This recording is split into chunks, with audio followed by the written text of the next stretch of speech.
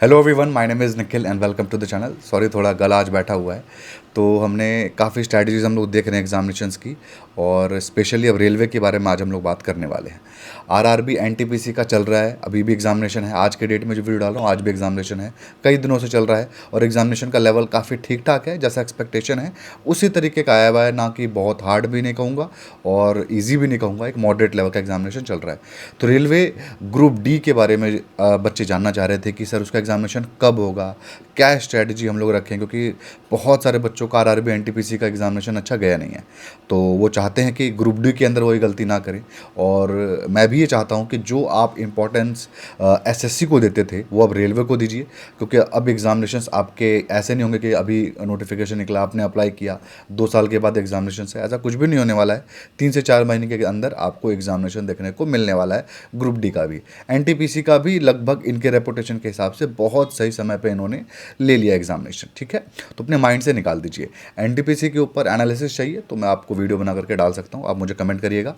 Else आज हम लोग डिटेल में बात करने वाले हैं ग्रुप डी के ऊपर। आपका एनटीपीसी का पेपर हो गया, अच्छा गया बुरा गया, साइड में रख दीजिए। आज की वीडियो में बहुत कुछ मिलने वाला है आपको, जो आपकी ज़िंदगी बदल सकता है, आपको नौकरी दे सकता है रेलवे की, और वो भी बहुत कम से कम समय में मैं बताने की कोशिश करूँगा आज की डेट में। ठीक है, तो रेलवे ग्रुप डी की स्ट्रैटेजी वीडियो है 2026 की, है ना। अब आपकी एग्जामिनेशंस रेलवे के रेगुलर होंगे तो आप अपना फोकस रेलवे को बना सकते हो। सबसे पहला सवाल है, एग्जामिनेशन डेट क्या है सर? हम तैयारी करना स्टार्ट कर दें और एग्जामिनेशन 2028 में हो जाए तब क्या करेंगे? ऐसा कुछ भी नहीं है। जो मुझे लग रहा है एक्सपेक्टेशन जुलाई के स्टार्टिंग में या जून के एंड में, जो मुझे लग रहा है आपका एग्जामिनेशन डेट निकलेगा।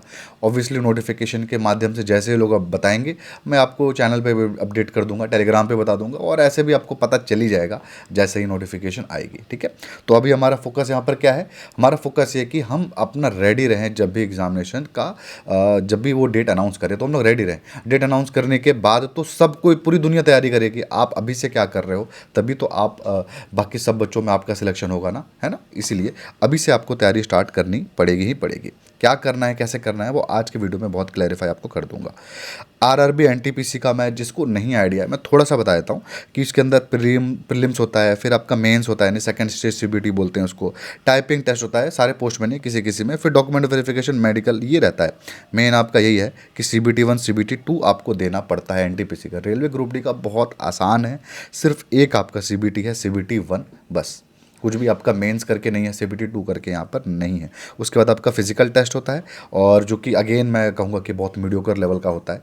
कोई आपका कांस्टेबल लेवल का नहीं होता जो कि इतना टफ है, उससे बहुत मीडियोकर होता है। ठीक है, 1/3 आपके नेगेटिव मार्किंग है। और पेपर का लेवल कैसा है? पेपर का लेवल ईजी टू मॉडरेट रहता है। कट ऑफ हाई रहती है इसीलिए, क्योंकि पेपर ईजी की तरफ ही थोड़ा सा इंक्लाइन रहता है। एग्जामिनेशन पैटर्न हम लोग देख लेते हैं। तो देखिए, बस सीबीटी 1 यही आपका एग्जामिनेशन है और कुछ भी इसके अंदर नहीं है। जनरल साइंस, ये एक ऐसा पॉइंट है जिसको देख के बच्चे या तो भाग जाते हैं या तो खुश हो जाते हैं। जो बच्चे साइंस बैकग्राउंड के वो खुश हो जाते हैं, चलो साइंस का है। जो बच्चे भाग जाते हैं, मैं उनको ये कहना चाहता हूँ बहुत बेसिक लेवल का आता है। जो बच्चे खुश हो रहे हैं उनको भी मैं आगाह करना चाहता हूँ कि जो आपने एडवांस लेवल पढ़ा है वो नहीं, बहुत बेसिक लेवल का आपका साइंस का पेपर आता है। क्या तीनों ही सब्जेक्ट? बिल्कुल, फिजिक्स, केमिस्ट्री, बायोलॉजी, तीनों ही इसके अंदर आते हैं। बहुत बेसिक लेवल के आते हैं, अप टू 10th लेवल के आते हैं। तो इससे डरना नहीं है, यही तो स्कोरिंग है। और यही आप नोटिफिकेशन, जो नोटिफिकेशन एग्जाम डेट अनाउंस होने के बाद आप नहीं तैयारी कर पाओगे, अभी करोगे तो ही आपका एग्जामिनेशन में क्रैक कर पाओगे, क्योंकि आपका टोटली न्यू सब्जेक्ट ये जनरल साइंस है। उसके बाद है आपका मैथ्स, 25 क्वेश्चन 25 मार्क्स। उसके बाद आपका है रीजनिंग, 30 क्वेश्चन 30 मार्क्स। उसके बाद general awareness and current affair 20 question 20 marks. हर एक एक टॉपिक का एक एक चीज़ आपको बताऊंगा क्या पढ़ना है, टेंशन की जरूरत नहीं है, सब कुछ अच्छे से बताऊंगा। अच्छी बात क्या है, 60 नहीं 90 मिनट मिल रहा है। तो आपको 60 मिनट में, जहां आपको कट ऑफ सोच रहे हो, आप असिस्टेंट का मैं दे दूं, आरबी असिस्टेंट का जो बच्चे भरे थे, 60 मिनट में 90-91 आपका कट ऑफ था। या 90 मिनट में और कट ऑफ आपका 70-80 इस टाइप का रहता है। ठीक है, 100 मार्क्स में। तो आपका, इसलिए मैं कहूँगा क्यों ऐसा होता है, क्योंकि पोस्ट बहुत ज़्यादा है ना, 25-30 हज़ार पोस्ट निकलती है। तो इसलिए बहुत ईजी है। आप आरबी असिस्टेंट की तैयारी की हो, आप यहाँ पे आ जाओ, जनरल साइंस से मत डरो, बिल्कुल भी ईजी एग्जामिनेशन होता है। बाकी अदर एग्जामिनेशन एनटीपीसी दिए होगे रेलवे का ही, एसएससी की सीजीएल आपने दिया होगा, या फिर मैं कहूँगा सीएचएसएल से भी, इन सबसे ईजी आपका एग्जामिनेशन होता है रेलवे ग्रुप डी का। ठीक है। स्ट्रैटेजी पे हम लोग आ जाते हैं। स्ट्रैटेजी का ये 3 स्टेप मैं हमेशा रखता हूँ, कट ऑफ, पीवाईक्यू और मॉक, ठीक है। यहाँ पर कट ऑफ का इंपॉर्टेंस नहीं है, क्यों? क्योंकि मुझे लगता है पिछली बार भी मैंने गलती कर दी थी। आपका कट ऑफ ज़्यादा होता है ना, तो बता करके बच्चे डिमोरलाइज हो जाते हैं। तो आप कट ऑफ बताओ कब देखो, एक बार जो स्ट्रैटेजी मैं कह रहा हूँ उसको आप करो, उसके बाद मॉक दो, फिर अपने मार्क्स और कट ऑफ को मिलाओ, तब आपको समझ में आएगा, ठीक है। तो मैं कट ऑफ पे ज़्यादा डिस्कशन नहीं करूँगा, बट आपको मैं आइडिया दे देता हूँ। तो 70 से 80 के बीच में कट ऑफ रहता है, ठीक है। तो कट ऑफ ठीक है, कम नहीं है। उसके बाद बात करें पीवाईक्यू का और मॉक की बात करें, तो प्रीवियस ईयर क्वेश्चंस आपको सॉल्व करने ही पड़ेंगे। 60% जो आपका सिलेबस है ये रिपीट होता है। इसके अंदर जो क्वेश्चन पिछले सालों में आए हैं वही क्वेश्चन लगभग आपको देखने को मिलते हैं। तो पीवाईक्यू बहुत इंपॉर्टेंट है। मॉक का क्या है, तो मॉक आपको लगाना ही पड़ेगा इसके अंदर, क्योंकि बहुत इंपॉर्टेंस है। क्यों? क्योंकि अगेन यहाँ पे आपको जो कट ऑफ है वो बहुत हाई आ रहा है ना, तो इस वजह से आपको ये लगाना ही पड़ेगा। अगर आप एक कोर्स ढूंढ रहे हो रेलवे के लिए, तो मैं वीडियो कोर्स की बात नहीं कर रहा। हो सकता है आपने वीडियो कोर्स लिया हो कहीं से, लेकिन आपको पीवाईक्यू तो लेना पड़ेगा। वो आपको नहीं देने वाले पीवाईक्यू विथ सॉल्यूशंस या पूरे रेलवे का, या फिर आपको कॉन्सेप्चुअल किताबें नहीं मिलती। अगर आपको लेनी है, या फिर अगेन आपको वीडियो कोर्सेस आपने नहीं भी लिया है, आपको सस्ते में चीज़ें चाहिए और आपको ऐसा पैकेज चाहिए जिससे कंफर्म एग्जामिनेशन क्रैक हो, रेलवे का कोई भी एग्जामिनेशन क्रैक हो, तो मैं एक बार स्क्रीन से हट जाता हूँ, आपको दिखाता हूँ। मात्र 333 रुपये में आपको मिलने वाला है रेलवे ग्रुप डी और एनटीपीसी दोनों का ही आपको ये किताबें हैं। क्या मिलने वाला है? 16,500 से ज़्यादा पीवाईक्यू आपको मिलने वाले हैं। आपको 7 से ज़्यादा कॉन्सेप्चुअल बुक्स मिलने वाली है। रीजनिंग की आपको पीवाईक्यू मिलेगा 5500 क्वेश्चन से ज़्यादा। जनरल अवेयरनेस का 5500 से ज़्यादा। आपके जो लास्ट 10 साल में जितने भी रेलवे के एग्जामिनेशन हुए हैं सारे क्वेश्चंस आपको यहाँ पे मिल जाएंगे। क्वांट के अंदर भी आपको यही मिलेगा, विथ सॉल्यूशंस आपको मिलने वाला है। उसके बाद आपका क्वांट की, रीजनिंग की, इंग्लिश की, जनरल अवेयरनेस की सारी किताबें मैं आपको दे दूंगा। हो सकता है क्योंकि रेलवे ग्रुप डी में भले ये चीज़ें ना पूछ रही हूँ, लेकिन एनटीपीसी में पूछे या आपका लोको पायलट में पूछे तो वहाँ पर भी आपके काम आएंगे। तो पूरा पैकेज आपको मिलेगा जिसमें आपको सारी किताबें आपके पास होंगी। हिंदी और इंग्लिश दोनों ही भाषाओं में आपको ऑप्शन यहाँ पर है। 25 तारीख तक सेल है। जो कूपन कोड आपको यूज़ करना है वो है RRB। और जो भी मेरा चैनल पे एक कूपन कोड में देता हूँ ना, वो सारे के सारे कोर्सेज पे लग रहा होता है, सब पे 72% ऑफ मिल रहा होता है। तो एक कूपन कोड आपको कोई दूसरा पसंद है वहाँ पर भी आप लगा सकते हो। तो ये अगेन आपका एक सिंपल सा कोर्स और आपका सारा रेलवे का टेंशन खत्म। इतनी सारी किताबें आपको मिलेंगी। अगेन वीडियो क्लासेस नहीं, आपको ये सारी किताबें PDF मिलेंगी। डाउनलोड कर सकते हो इनको और आप इनको अपना प्रिंट निकाल के सॉल्व भी कर सकते हो, ठीक है। RRB कूपन कोड है और ये आप देख सकते हो। इस कोर्स को ही मैं वैसे रिकमेंड करता हूँ सभी को, क्योंकि 333 में आप इसको लोगे तो मैं ये कहता हूँ कि आप इस कोर्स को ले लो। इसके अंदर कंप्लीट है 650 रुपीज़ में। ये होली कूपन कोड मत यूज़ करना, यहाँ पर भी आप RRB कूपन कोड यूज़ कर लेना, ठीक है। इसके अंदर प्रीलिम्स और मेंस किसका, किसी भी बैंक एग्जामिनेशन, किसी भी SSC एग्जामिनेशन, किसी भी रेलवे एग्जामिनेशन का आपको क्रैक करने को इसी से आपको मिलेगा, ठीक है। सारी की सारी किताबें आपको मिलने वाली हैं। जैसे ही मैंने आपको रेलवे का दिखाया, सेम ऐसे ही बैंकिंग का, सेम ऐसे SSC की किताबें हमारे पास अवेलेबल हैं। ये वाला कोर्स भी आपको ऑटोमेटिकली अवेलेबल हो जाएगा जब आप इसको परचेस करोगे तो, ठीक है। इसके अंदर ये वाला कोर्स भी आपके माई कोर्स के अंदर ऑटोमेटिकली आ जाएगा, ठीक है। तो यहाँ पर 12 किताबें मिलेंगी। 50,000 से ज़्यादा आपको पीवाईक्यूज़ मिलने वाला है। मात्र 650 रुपये में कूपन कोड आपको RRB यूज़ करना है, ठीक है, किसी भी कोर्स में, UPSC वाले कोर्स के अंदर भी। और हो सकता है वीडियो के एंड में मैं आपको दिखा दूँ एक बार किताबें खोल के कि किस तरह की किताबें हमारे पास हैं, ठीक है। हमारे पास ऐप जो आप डाउनलोड करोगे, अच्छा लेना कैसे है कोर्स, लिंक डिस्क्रिप्शन में है। आप डायरेक्टली भी कोर्स परचेस कर सकते हो और ऐप डाउनलोड नहीं करना है तो, वरना नो निखिल ऐप आप डाउनलोड कर लो। ये हमारा ऐप है, इसके अंदर आप लेटेस्ट कोर्स पे क्लिक कर देना और ये टेक्स्ट बुक पास है 50 रुपये में। सॉरी, टेक्स्ट बुक इतना फेमस है कि वो निकल जाता है, लेकिन ये हमारा अपना पास है, टेस्ट पास, और 50 रुपये में 6 महीने के लिए सारे के सारे एग्जामिनेशंस के मॉक आपको यहाँ पर मिल जाते हैं, ठीक है। तो आपको जैसे RBI असिस्टेंट है वैसे आपको रेलवे दिखेगा, यहाँ पे क्लिक करना है। आपको क्या क्या किताबें मिलेंगी यहाँ पे लिखी होंगी। और सबसे पहले आप जो यहाँ पर ये टिक है ना, इस टिक को हटाना है। ये आपका टेस्ट पास का टिक है, इसको जैसे आप हटाओगे फिर आपको कूपन कोड लगाना है RRB का। उसके बाद जैसे आप लगाओगे तो आपका RRB लगाओगे 333 रुपये में आपको मिल जाएगा। हो सकता है 2-4 रुपये आगे पीछे हो, लेकिन मोर और लेस यही आपका रेट पे मिल जाएगा, ठीक है। अब हम लोग आ जाते हैं हमारे स्ट्रैटेजी के ऊपर। टॉपिक वाइज जो मार्किंग है वो हम लोग देखना स्टार्ट करते हैं, और यही इंपॉर्टेंट है और यही आपको अभी से करना है, क्योंकि एग्जामिनेशन 2 महीने 1 महीने दूर नहीं है, 4 महीने ऑलमोस्ट आप ले सकते हो कि दूर है।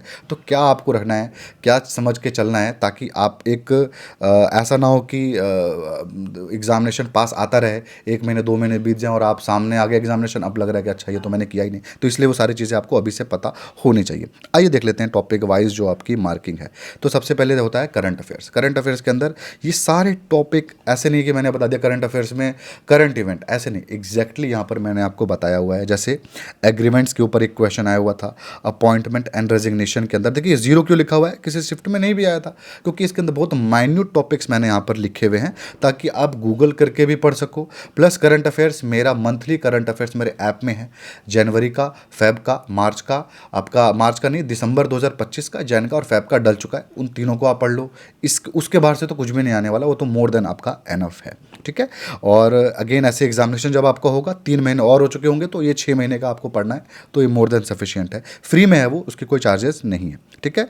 वैसे आपका आर्ट एंड कल्चर, कुछ भी आपका नया इन्वेंट हुआ है, कुछ भी आर्ट के बारे में पता चला है तो वो भी यहाँ पर है। अवार्ड्स एंड ऑनर्स एक क्वेश्चन आप देख सकते हो। इसी तरीके से मैंने सारे एक एक छोटे छोटे पॉइंट्स को भी यहाँ पे मेंशन किया है ताकि आपको समझ में आए कि कौन कौन से डिटेल्ड वाले पॉइंट्स को पढ़ना है करंट अफेयर में। जैसे नेशनल अफेयर्स के ऊपर भी है, पर्सन इन न्यूज़ के ऊपर है, प्लेस एंड न्यूज़ के ऊपर है, पॉलिटी के ऊपर एक है, कुछ भी नया अमेंडमेंट आया उसके ऊपर एक क्वेश्चन ज़रूर आ रहा है, साइंस एंड टेक के ऊपर है, स्पोर्ट्स है। ऐसे आपका स्टेट गवर्नमेंट का भी आपको नज़र रखना है, क्योंकि 1 से 2 क्वेश्चन यहाँ पे आ रहे हैं।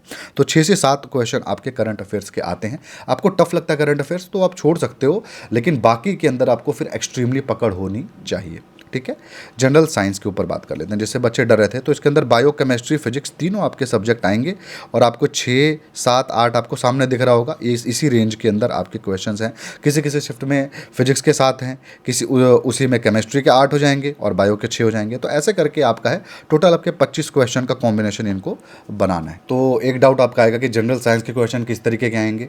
मैं क्या करूँगा, टेलीग्राम ग्रुप में इसका PYQ डाल दूंगा, एल्स जितने लोग भी कोर्स लेंगे ना रेलवे का, उसका आपका लेटेस्ट जो भी एग्जामिनेशन हुआ है रेलवे ग्रुप डी का, उन सब के PYQ आपको मिल जाएंगे। बच्चे भी बोलेंगे सर LIC ईडीओ के PYQ अब तक नहीं मिले उस कोर्स के अंदर। देखिए LIC ईडीओ का अब तक नोटिफिकेशन भी नहीं निकला है, ठीक है। और मैंने आपको जो किताबें दी हो तो सारी की सारी किताबें आपको दे दी हैं, आप उनसे अपना पढ़ाई स्टार्ट करो।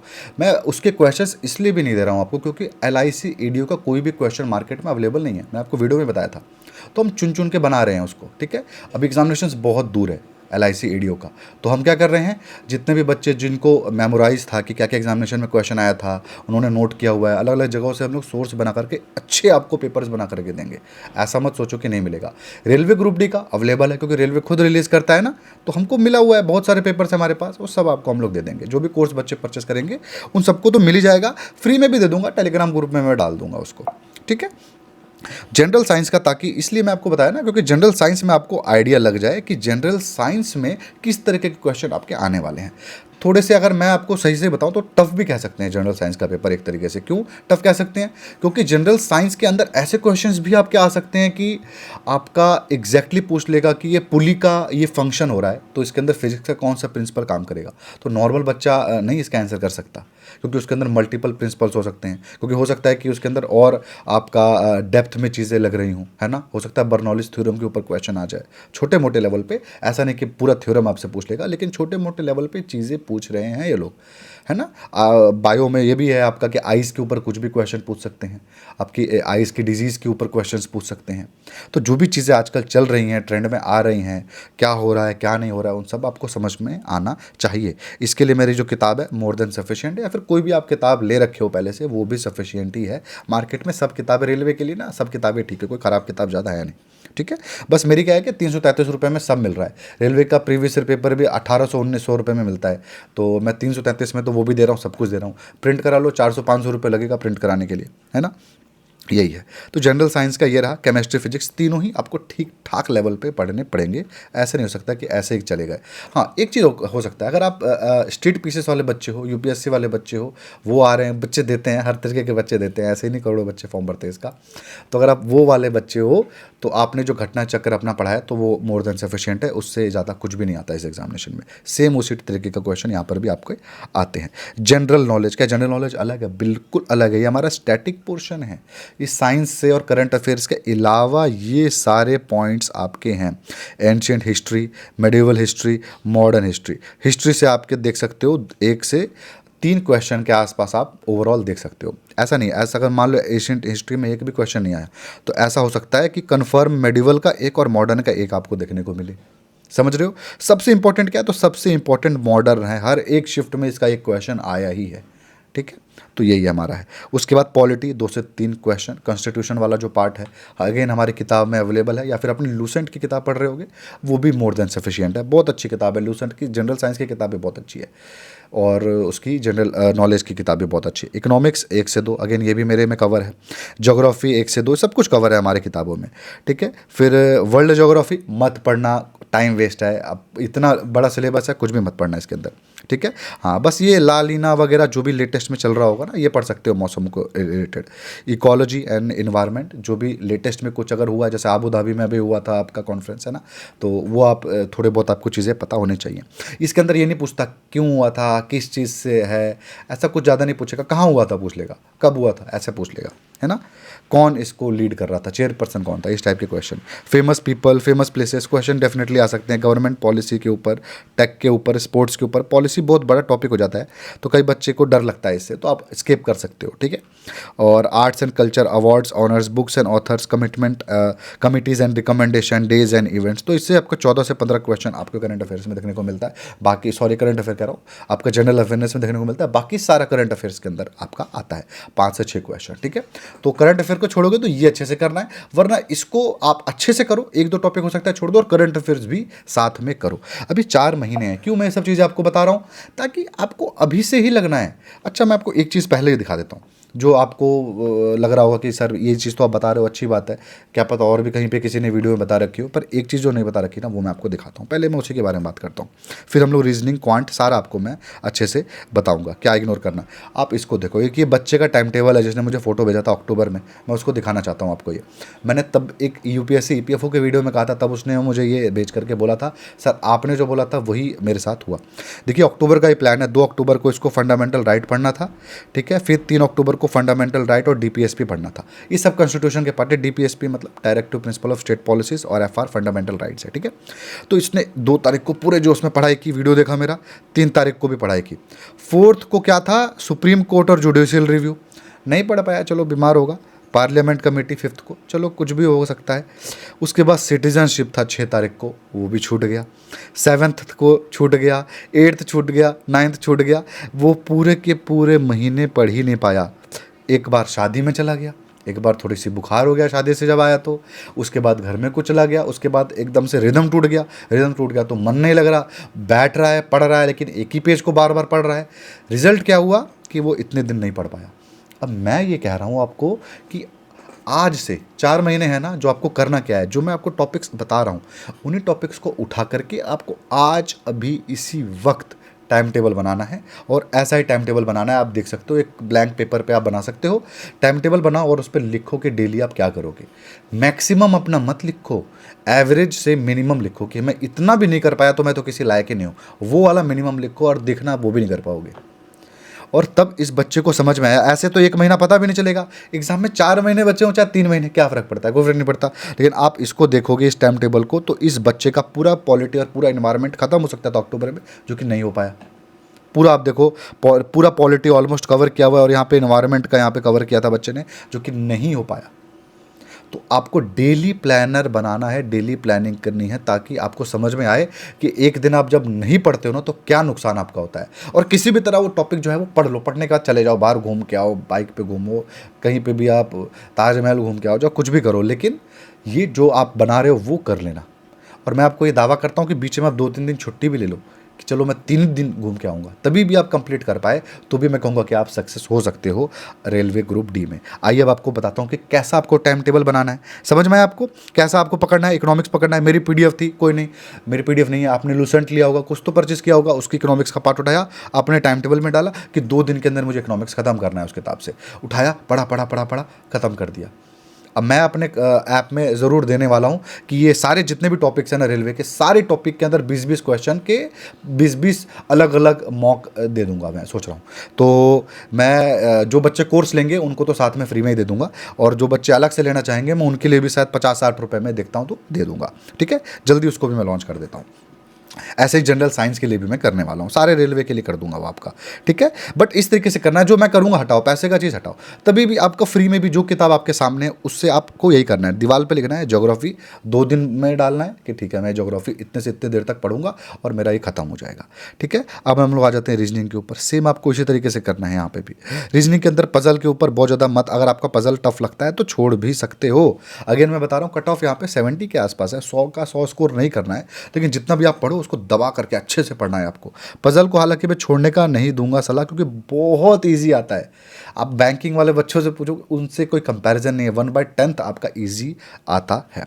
तो यहाँ पर आपके सामने है, सारे के सारे टॉपिक्स आपको मैंने दे दिए हैं, 25 से 27 के रेंज में यहाँ पे लिखा हुआ है, और यही टॉपिक्स में से आएगा, कुछ भी इनके बाहर नहीं आएगा। तो आज के अगर आप एक दिन में एक टॉपिक करोगे ना, इसका इसका इसका, तभी भी आपका बहुत इजीली लेटे लेटे सोते सोते सारा रेलवे ग्रुप डी का कवर हो जाएगा सिलेबस। कितने रिवीजन मैं एक्सपेक्ट कर रहा हूँ यहाँ पे, कितना रिवीजन आपको करोगे, मैं रिवीजन यहाँ पर लिख देता हूँ। रिवीजन जो आपको करना है रेलवे ग्रुप डी के लिए वो करना है 7। आपको लग रहा होगा ज़्यादा, नहीं, एक बार आपने सिलेबस ख़त्म कर लिया ना, 2-2.5 महीने लगेंगे हो सकता है सिलेबस ख़त्म करने के बाद। जैसे आपका सिलेबस ख़त्म हुआ, अगला सिलेबस जो आप ख़त्म करोगे 15 दिन में, उसका अगला करोगे 5 दिन में, उसका अगला करोगे 2 दिन 3 दिन में, आपका सारा सिलेबस ख़त्म हो रहा होगा। तो 7 आपको रिविजन्स जो बच्चा करेगा उसका कंफर्म सिलेक्शन है। आप बहुत तेज़ बच्चे हो तो भी आपको 3 रिविजन्स करने ही पड़ेंगे। आप टाइम टेबल डेली बनाओगे तो ही आपको समझ में आएगा कि कितना कम टाइम आपके पास बचा हुआ है। ठीक है, रीजनिंग का भी आपको समझ में आया। ये सारे टॉपिक्स को मैंने अच्छे से यहाँ पे मेंशन किया हुआ है। ये पीडीएफ मैं आपको टेलीग्राम पे भी डाल दूंगा, और जो बच्चे कोर्स लेंगे वहाँ पर भी डाल दूंगा, ताकि आपको सारे पीडीएफ ये वाला मिल जाए। ठीक है, ये हमारा क्वांट है, और क्वांट के भी अगेन ये टॉपिक यही है, जैसे अलजबरा है, सिंप्लीफिकेशन है। सिंप्लीफिकेशन तो ऐसा यूनिवर्सल टॉपिक है ना, इसको तब मतलब पढ़ दो, सिंप्लीफिकेशन और नंबर सिस्टम इतने अच्छे से पढ़ दो, 200 क्वेश्चन 300 क्वेश्चन लगा लो इनके, तो आपको ऑटोमेटिकली, क्योंकि हर एग्ज़ाम में कॉमन ही है, काम आना ही आना है, ऐसा ही है ये। इन्हीं दोनों को आप ये देखो ना, ये 3 ही आप कर लो, 10-12 क्वेश्चन आपके हो जाते हैं, बाकी नीचे के 5-6 टॉपिक के बराबर हो जाएंगे। समझ रहे हो आप? हालांकि ये सारे के सारे बहुत इजी टॉपिक्स हैं, और इसके अंदर बहुत नॉर्मल लेवल का पेपर आता है, पेपर टफ नहीं आता है। ठीक है, और इग्नोरेबल टॉपिक क्या है, डाटा इंटरप्रिटेशन मैं कह रहा हूँ, इग्नोर कर सकते हो करना चाहो, लेकिन फिर बाकी ये सारा पार्ट अच्छे से करना, क्योंकि कई शिफ्ट में नहीं भी क्वेश्चन आया डीआई का, कई में 1-2 आया भी है, तो इग्नोर कर सकते हो अगर आपको टफ लगता है तो। बाकी स्टेटमेंट वाले जो क्वेश्चन है, स्टेटमेंट असर्शन रीजनिंग वाले क्वेश्चन जो होते हैं, जो बच्चों को थोड़े से टफ लगते हैं, इसको भी आप इग्नोर कर सकते हो। ठीक है, इन दोनों के अलावा भी आपका काम चल जाएगा, लेकिन आप पढ़ सकते हो तो बहुत अच्छा पढ़ो इसको भी। रिवीजन आप कर रहे हो तो हो सकता है 2 रिवीजन, 1 रिवीजन जब आपका हो जाए तो आपके जो टॉपिक छूट रहे हैं आप उनको भी कवर कर सकते हो। ठीक है, टाइम टेबल मैंने आपको दिखाई दिया, ऐसा ही सेम टाइम टेबल आपको बनाना है। टाइम टेबल बनाइए, आपका काम बहुत अच्छे से चलेगा। मैं अब आपको किताबें दिखा देता हूँ थोड़ा सा, कि किस तरीके की किताबें हमारे पास अवेलेबल है रेलवे के लिए। जैसे ये हमारी रेलवे की किताब है, और ये हमारी सारी की सारी रेलवे एग्जामिनेशंस के लिए है, सबका नाम यहाँ पे लिखा हुआ है। ये इंग्लिश और वोकैब की किताब है, आपके सामने ऐसे करके टाइम टेबल बना हुआ है, और सारे टॉपिक्स ऐसे ऐसे करके लिखे हुए हैं। आपको पहले समझाया हुआ है, फिर आपके क्वेश्चंस, मल्टीपल क्वेश्चंस हर टॉपिक के यहाँ पे दिए हुए हैं। इस तरीके से आपकी जैसे इंग्लिश की किताब हो गई, ऐसे ही आपकी ये जीएस की दिखा देता हूँ, रेलवे की जीएस की किताब है, आप देखो सामने। साइंस के टॉपिक देख लो, फिजिक्स, केमिस्ट्री, बायो, तीनों यहाँ पर आपको दिख रहे हैं कवर। मैं एक बार पेन ले लेता हूँ, 1 सेकेंड। देखो यहाँ पर तीनों आपको एक कवर दिख रहे हैं। ज्योग्राफी कवर दिख रहा है, हिस्ट्री आपका पूरा कवर दिख रहा है, पॉलिटी आपका पूरा कवर दिख रहा है, इकोनॉमिक्स आपका पूरा कवर दिख रहा है। कुछ भी नहीं बचता है, इतने से बाहर आपका कुछ भी नहीं आएगा। और हिस्ट्री के अंदर आधा उधरा नहीं, सारा का सारा आपका कवर है। और ये छोटी मोटी पीडीएफ नहीं है, बहुत बड़ी, आप देख सकते हो 316 पेज की आपकी पीडीएफ है। सारा ऐसा ऐसा करके आपको अच्छे से समझाया हुआ है किताब, जैसे किताब बनती है उसी तरीके की किताब आपकी है। ठीक है, चैप्टर वाइज आपके क्वेश्चंस भी दिए हुए हैं। हालांकि मैं तो पूरी पीवाईक्यू की किताब ही दे रहा हूँ आपको, वो भी दिखा देता हूँ। अभी पीवाईक्यू वाली किताब नहीं मिल रही है, लेकिन सेम जैसे मैं दिखा रहा हूँ वैसे ही आपको एग्जांपल मैं एक बार हिंदी की भी दिखाता हूँ। ये रीजनिंग की आपकी रेलवे की हिंदी वाली किताब है, आप देख सकते हो रीजनिंग की किताब है, सारे इसके अंदर अच्छे से हिंदी में आपको समझाया हुआ है। आप देख सकते हो सारे क्वेश्चंस आपको दिए हुए हैं, सबके सॉल्यूशंस यहाँ पे दिए हुए हैं। इस तरीके की किताब आपको यहाँ पे मिल रही है। मैं आपको यूपीएससी वाले भी हमारे जो 19 बुक का पैकेज है वो भी आपको दिखाता हूँ। जैसे देखो, एंशियंट इंडिया की किताब है, आर्ट्स एंड कल्चर है, disaster management, environment, ethics, governance, human and economic geography, Indian economy, सारे टॉपिक आप देख सकते हो। पूरे 19 टॉपिक यूपीएससी के हमने कवर किए हैं। आपको मात्र देख ही रहे होगे 700 रुपये में हम लोग ये आपको ये सारी की सारी किताब देते रहे हैं, ताकि बच्चे अच्छे से प्रिपेयर कर पाएँ, सस्ते में प्रिपेयर कर पाएँ। एक लक्ष्मीकांत आती है, अब देखोगे ना तो 600 रुपये की, मैं 700 में 19 किताबें दे रहा हूँ तो यूपीएससी के लिए। तो सारी की सारी चीज़ें हमारे ऐप पे अवेलेबल है, वेबसाइट पे भी अवेलेबल है, लिंक डिस्क्रिप्शन में। आरआरबी कूपन कोड यूज़ करके आप डिस्काउंट पे ले सकते हो, ठीक है। और बेस्ट ऑफ लक है मेरी तरफ से। एनटीपीसी दे रहे हैं बच्चे, बहुत अच्छी बात है, बट थकना नहीं है। ग्रुप डी की तैयारी पे जुड़ जाओ, क्योंकि हो सकता है एनटीपीसी का रिजल्ट लेट आए, आप कॉन्फिडेंस में हो कि नहीं मेरा पेपर बहुत अच्छा गया, स्टिल आप ग्रुप डी दीजिए, अच्छे से दीजिए। स्ट्रैटेजी मैं बता रहा हूँ ना आपको, उसी तरीके से करिए, प्लान अब भी करिए। इन सारे पूरे वीडियो में अगर एक चीज़ उठानी है, मैं कहूँगा कि कुछ भी नहीं आप समझ में आए, एक चीज़ उठा सकते हो, तो आप सबसे पहले आज के डेट में अपना प्लान बना लो, यही चीज़ उठा लो कम से कम, ठीक है। तो बस ये था आज के वीडियो में। आई होप आपको फ़ायदा मिला होगा। फ़ायदा मिला तो प्लीज़ वीडियो को लाइक करें, कमेंट करें अपने डाउट को, और अगर आपको ऐसे और वीडियो देखने होंगे तो फिर चैनल को भी ज़रूर सब्सक्राइब करें। Thanks for watching.